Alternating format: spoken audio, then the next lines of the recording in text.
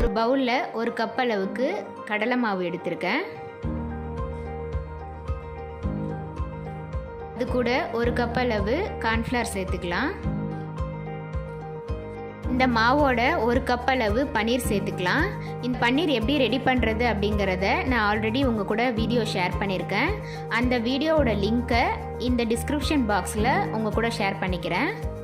இது கூட 2 slice bread cut பண்ணி சேர்த்துக்கலாம்.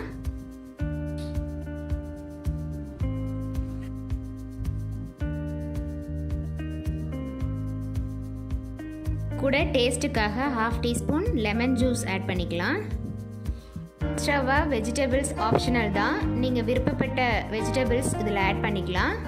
நான் பீன்ஸ், கேரட், குடமிளகாய் சேர்த்துருக்கேன். நெக்ஸ்ட்டு ஒரு கப் அளவு நைஸாக கட் பண்ண வெங்காயத்தையும் சேர்த்து நல்லா மிக்ஸ் பண்ணிக்கணும். தேவையான அளவு உப்பு, காரத்துக்கு தகுந்த பச்சை மிளகாய் கட் பண்ணி அதையும் சேர்த்து நல்லா டைட்டாக மிக்ஸ் பண்ணிக்கலாம். நம்ம இதில் வெஜிடபிள்ஸ் சேர்த்துருக்கிறதுனால அதில் இருக்கிற மாய்ஸ்சரே போதும்.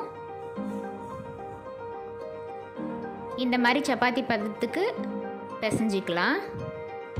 இப்போ ரெடி பண்ண மாவு எல்லாத்தையும் சின்ன சின்ன உருண்டையாக உருட்டி பாப்ஸ்டிக் வச்சு லாலிபாப் மாதிரி ரெடி பண்ணிக்கலாம்.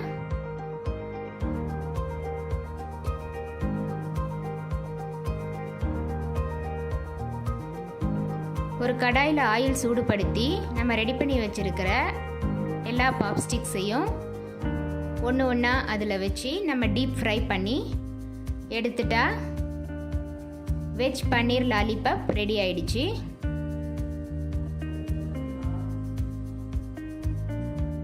ஸ்டவ்வை லோ ஃப்ளேமில் வச்சு எல்லா பக்கமும் ஃப்ரை ஆகிற மாதிரி ஸ்டிக்ஸை திருப்பி விட்டு ஃப்ரை பண்ணி எடுத்துடலாம்.